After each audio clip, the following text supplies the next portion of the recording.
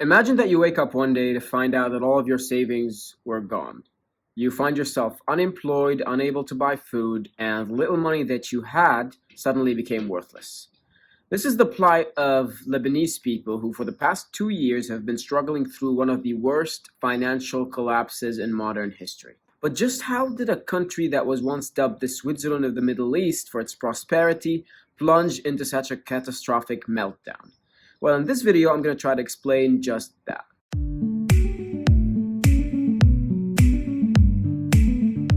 Welcome to Decode Economics, where we decipher the financial world and delve into our personal finances. The issue of the Lebanese financial crisis is something that is very personal to me because I am Lebanese and up until recently, I've lived all of my life in Lebanon. So I experienced firsthand how it felt to be in the midst of all of that. Just to give you a brief view of how dire the situation is, it is enough to look at a couple of economic indicators. GDP in 2020 has declined by 25% in Lebanon. A 10% decline is enough to be labeled in a depression, so let alone a 25% decline.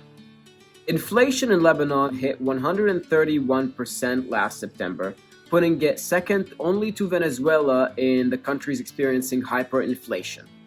The currency has lost 81% of its value since last November, and 55% of Lebanese people are now considered to be living below the poverty line.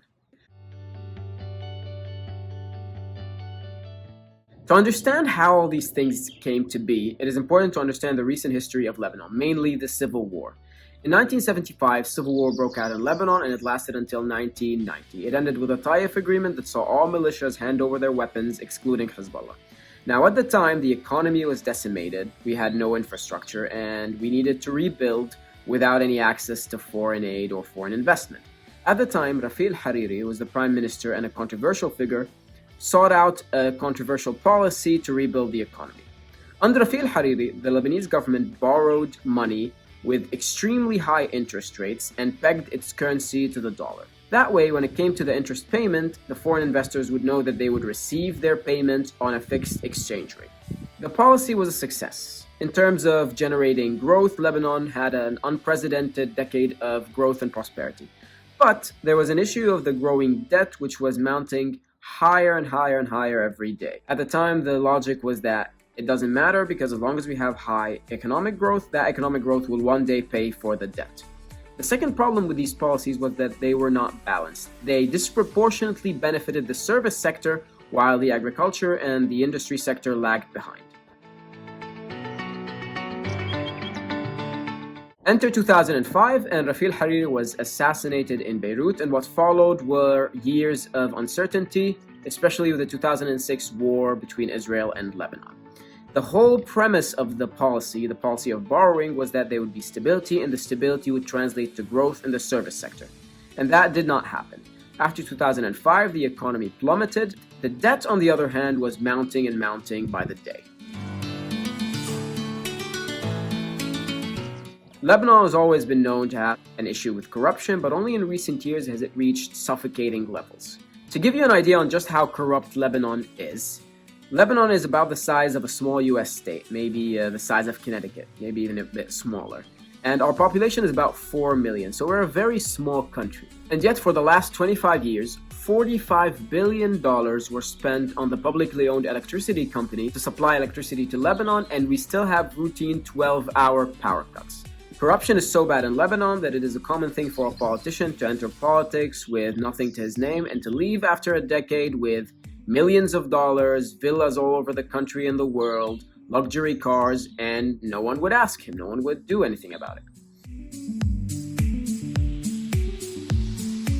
Even if we take the mounting debt and the corruption into consideration, nothing caused this collapse as much as the currency peg. As I said, when the policy was introduced in the early 90s, it was only intended to be for a specific period of time to attract foreign investors. But it was very hard to give up this policy after we implemented it. The reason this is a huge issue is because the currency exchange rate is something that is a mechanism that regulates the economy.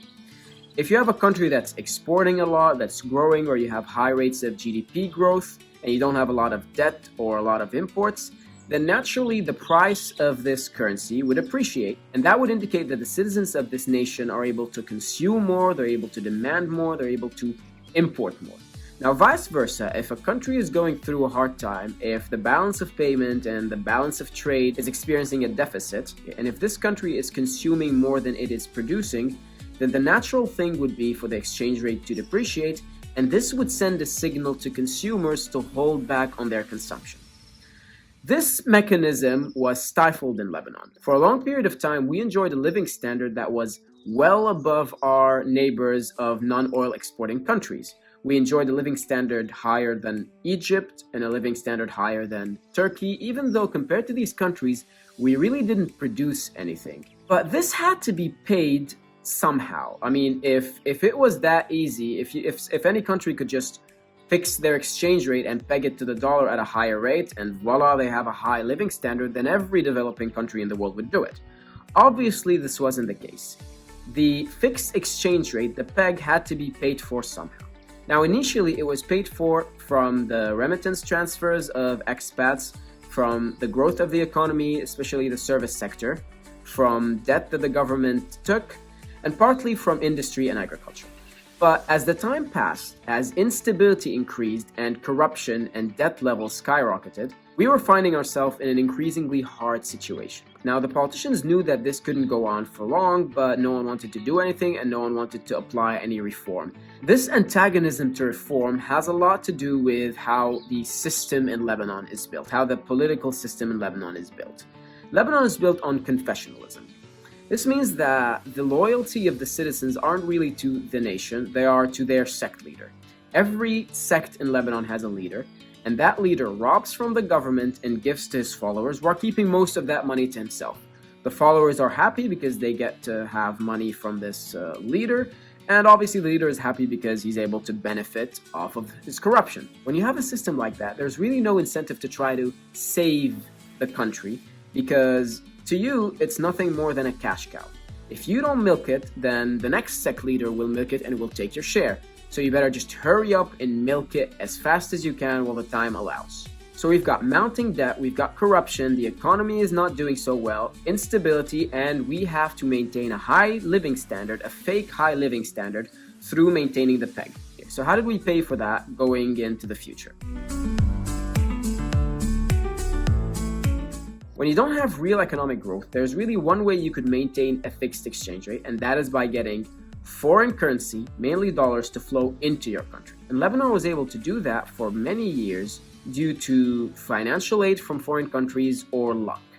In 2007, for example, we received $7.6 billion in financial aid from Western countries, and that was something that routinely happened every couple of years.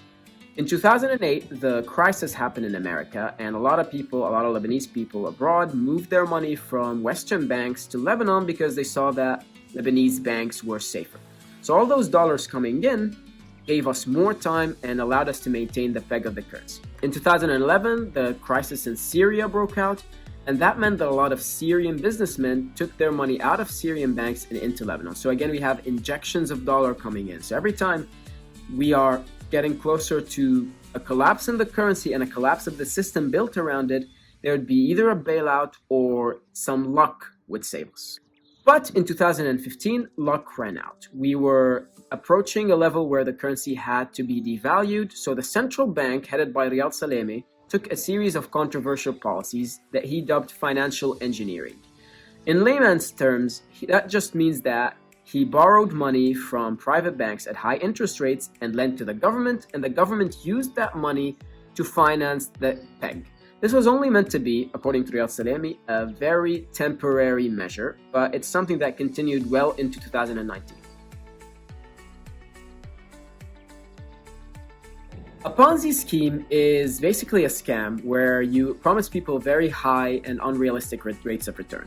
When people invest their money with you, you give them back returns, which makes them think, oh, this guy is actually sincere and genuine. So they get their friends involved, they get their family involved. But in reality, you're paying them part of their capital back. You're not actually generating any returns. And once you get a certain level of people on board, you just run away and take all their money. The central bank in Lebanon was basically operating a huge giant state-sized Ponzi scheme. The central bank took the dollars of the private banks by offering them very high interest rates. The private banks took the dollars of the depositors by also offering them high interest rates. And depositors, basically, it was their savings or they were expats that brought the dollars from abroad. At a certain point, banks were offering rates such as 15 or 16% on fresh dollars on people that would bring dollars from abroad and deposit them in Lebanese banks. At that point, everyone in the top knew that the game was gonna be over. Those who could smuggled their money outside of Lebanon, but the average Joe just didn't know what was happening. By the summer of 2019, the exchange rate was sliding and it reached 1,700 liras to $1. People were beginning to panic. And then on October the 17th, all hell broke loose. Lebanese people took to the streets to protest the corruption and the poverty and the nepotism. Unprecedented protests broke out in all of Lebanon, and banks took the opportunity to close their doors. They knew they were sitting on a ticking time bomb and they wanted to borrow time. So they closed their doors for about a month. And when they opened, they had to ration dollars because they knew the money of the depositors was basically gone. People freaked out and they started storming banks, demanding their money, and soon enough, banks ran out of dollars. Even though they were rationing them, they were no longer able to give their depositors their dollars back. And this brings us to where we are right now. People have lost all of their saving because they realized that this was all a Ponzi scheme. The interest rates offered were actually from their own capital. They weren't really indicative of any profits. The exchange rate that was maintained for years on an artificially high rate meant that the local industry was suffocated, and we were living in an economy where everyone was borrowing money, everyone was living above their standards, consuming more than they were producing, and really not producing anything of value. Almost overnight, Lebanese people saw their living standard plummet, their savings disappear, their jobs gone, and to make things worse, they were now facing a pandemic. Now, it's easy in such situations to blame the government or blame the banks, but in my opinion, every single party in this crisis was responsible. People were responsible because they elected the politicians in the first place, and they knew that the rates offered by the banks were unrealistic and indicative of a problem, but they all thought that we could just make money now, make money while we could, and then we could get out of the market before the collapse happened. The banks were responsible because they knew that they were lending to a corrupt government, but they thought if the worst came to the worst, the international community would bail us out, which didn't happen. Central bank was responsible because instead of doing its job as the bank of the people and maintaining monetary stability, it became the broker of a corrupt government and the creator of maybe the biggest Ponzi scheme in history. Finally, the government was responsible purely because of the level of corruption and because they knew that the peg could not be maintained and that reform was necessary, and yet they stalled and they still are stalling till this day. Now, to top all of that, there's the element of geopolitics that makes this crisis even more complicated than that of, example, Greece or Cyprus. In Lebanon, we have a militia that I spoke about before called Hezbollah that is backed by Iran, and it is very anti-American. This militia controls a lot of the state, and it is antagonistic to America, to the West, and to most of the Arab world. Because of that, rich Arab countries and America and the West is reluctant to bail Lebanon out unless Hezbollah is dealt with. And Hezbollah, despite all of its issues, maintains a high level of public support in Lebanon, a high level of power. So we are stuck in a situation where not only do we have this unprecedented crisis, we also have a very strong geopolitical element that prevents nations that could help us from actually helping us. I usually like to end these videos with a positive note, but I really can't think of anything. If I said that there's hope or this is going to get better in the foreseeable future, I'd be lying to myself. Obviously, Lebanon as a nation will outlive this because, Lebanon has outlived plagues and famines and dictators. It is a very ancient land and it will always remain. But at least for the current generation and maybe the generation to come, I don't see things getting any better anytime soon. We have been living on borrowed times. We have not dealt with corruption. We have not dealt with our political instabilities and the militias in Lebanon. And we've just been living above our living standard for many, many years without producing anything. But now, time has caught up with us. If out of this crisis we learned the value of hard work and the value of fighting for our liberty and for fighting against corruption, then maybe all of this suffering wouldn't have gone to waste. That's it for today. If you have any questions, make sure to mention them in the comments, and I will see you in another video.